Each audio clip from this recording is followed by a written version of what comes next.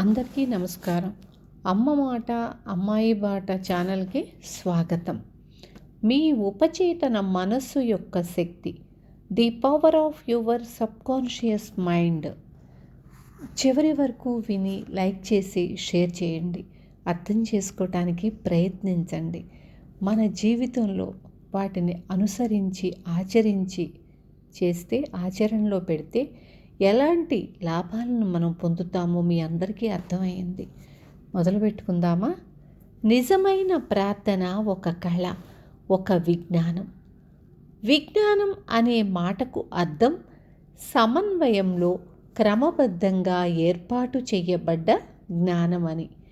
నిజమైన ప్రార్థనకు అవసరమైన కళను, శాస్త్రీయమైన పద్ధతిని ఇంకాస్త వివరంగా తెలుసుకుందామా? ఈ జ్ఞానం అనేది ప్రధానమైన జీవిత సూత్రాల, మెళకువలు, ప్రక్రియల గురించి తెలియచేస్తుంది. మన జీవితంలో కానీ మరొకరి జీవితంలో కానీ పూర్తి నమ్మకంతో అమలు చేయటం ఎలాగో ఆ మెళకువలను, ప్రక్రియలను ఇది ప్రదర్శిస్తుంది. మనం ఉపయోగించే మెళకువ, ప్రక్రియ, కళ, దాని వెనుక విజ్ఞానము, మన మానసిక చిత్రానికి కానీ ఆలోచనకు కానీ మన సృజనాత్మకమైన మనసు కనపరిచే స్పష్టమైన స్పందన. అడగండి, అది మీకు ఇవ్వబడుతుంది. వెతకండి, అది మీకు దొరుకుతుంది. తలుపు తట్టండి, అది మీకు తెరుచుకుంటుంది అని మనం ప్రతి గ్రంథంలోనూ తెలుసుకున్నాము, విన్నాం కూడాను. మనకి కావలసినవి అడిగేది మనకి లభిస్తుందని, మనం తట్టగానే తలుపు తెరుచుకుంటుందని, మనం వెతికేది మనకి దొరుకుతుందని అది స్పష్టంగా చెబుతోంది. ఈ బోధన మానసికమైన నియమాలు, ఆధ్యాత్మిక నియమాలు ఎంత ఖచ్చితమైనవో సూచిస్తుంది. మన ఉపచేతనలోని అంతులేని తెలివితేటల నుంచి మన మనసు ఆలోచించే ఆలోచనల మీద ప్రతిక్రియ నేరుగా జరుగుతుంది. మనం రొట్టె కావాలనుకుంటే మనకి రాయి అందించబడదు. మనం నమ్మకంతో కోరుకోవాలి, అప్పుడే అది మనకు లభిస్తుంది. నమ్మకంతో అంటే ప్రతి ఒక్కళ్ళు మేము నమ్ముతున్నాము అనే అనుకుంటాం మనం. కానీ నమ్మకంలో తపన ఉండాలి, కోరిక ఉండాలి, స్పష్టత ఉండాలి. అప్పుడే మనం కోరుకునేది తప్పకుండా దొరుకుతుంది.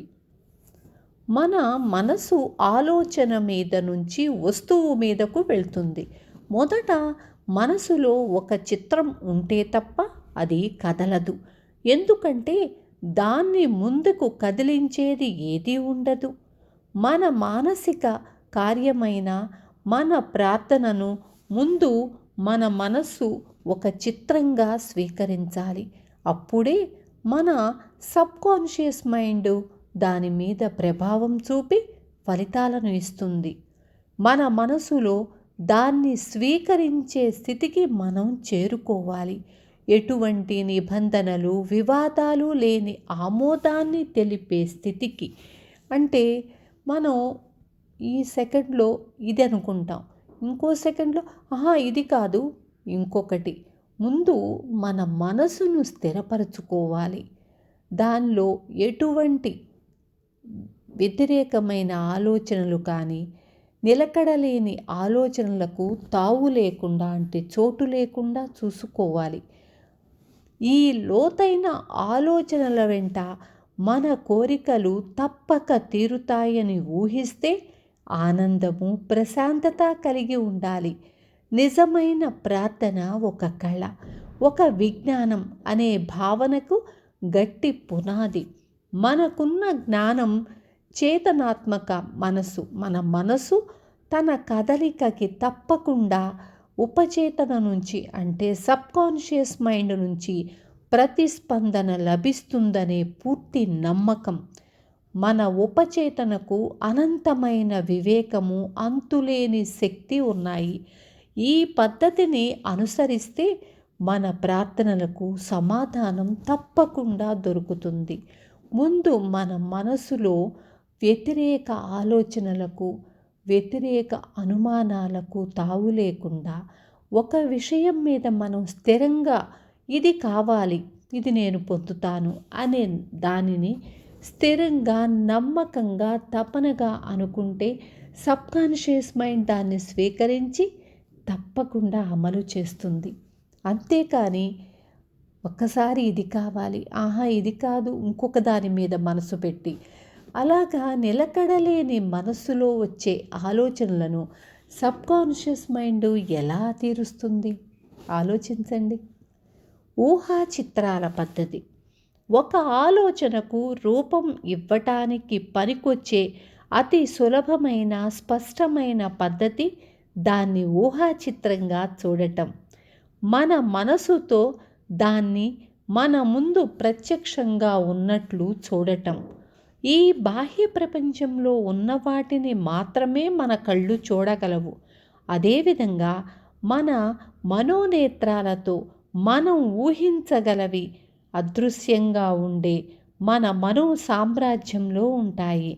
మన మనసుతో ఊహించిన ఎటువంటి చిత్రమైనా సరే అది మనం ఆశించిన వాటికి, కనిపించని వాటికి రుజువులుగా నిలిచే సారాంశం.